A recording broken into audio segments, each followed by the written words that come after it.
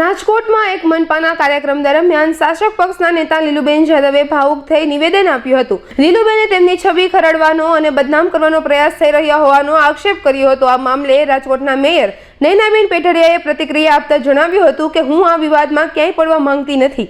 મેયરે સ્પષ્ટતા કરી કે ડ્રાઈવરની ફાળવણીનો નિર્ણય ફાયર વિભાગ દ્વારા લેવાય છે અને આમાં તેમનો કોઈ રોલ નથી.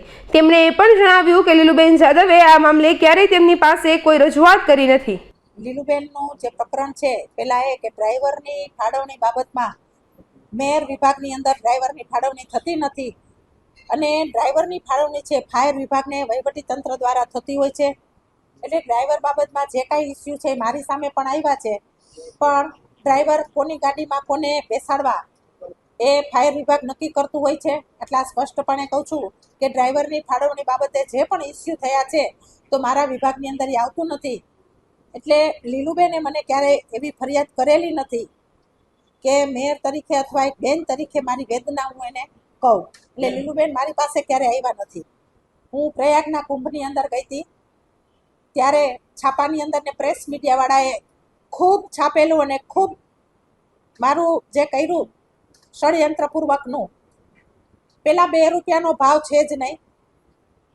ફાયર વિભાગની અંદર જ્યારે હું આ પ્રયાગની અંદર ગઈ ત્યારે મેં કમિશનર સાહેબનો હુકમ લઈને હું ગઈ છું.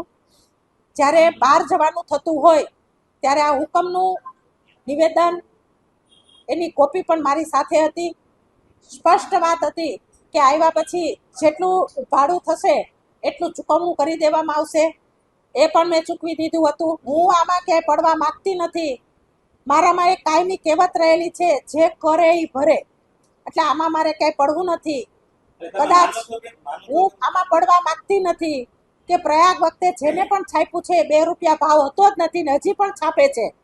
હું કોઈ પ્રેસ મીડિયાનું નામ લેતી નથી અને કોઈ ન્યૂઝપેપરનું પણ નામ લેતી નથી, પણ હજી સુધી છપાય છે કે 2 રૂપિયા લઈને બેન જલસા કરવા ગયા હતા.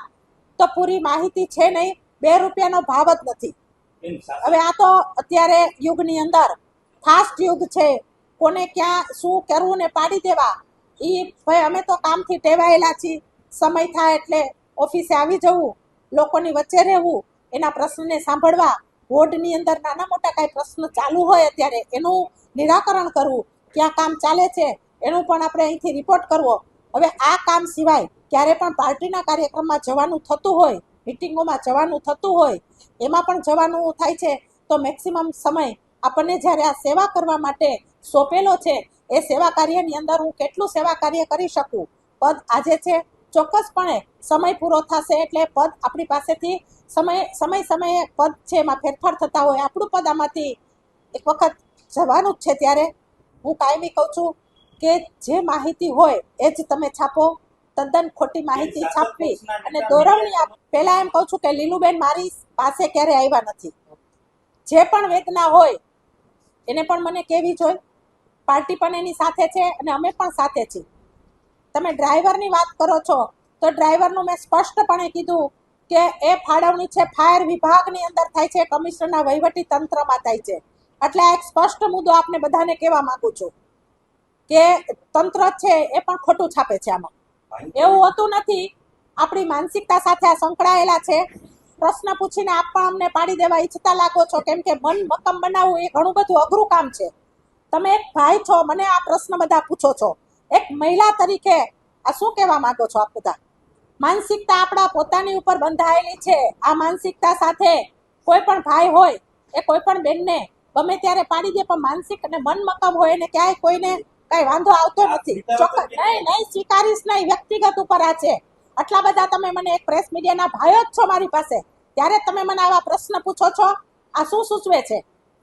આ પ્રશ્ન તમે મને વારંવાર પૂછો છો, આજકાલના નહીં, ઘણા વખતથી આ બધા પ્રશ્ન. અને આ જે પ્રેસ મીડિયામાં ભાઈઓ જ વધારે ચલાવે છે પ્રેસ મીડિયાને. જ્યારે પ્રયાગ ગઈ હતી ત્યારે પ્રેસ મીડિયા ભાઈઓ જ ચલાવ્યું છે આટલું બધું.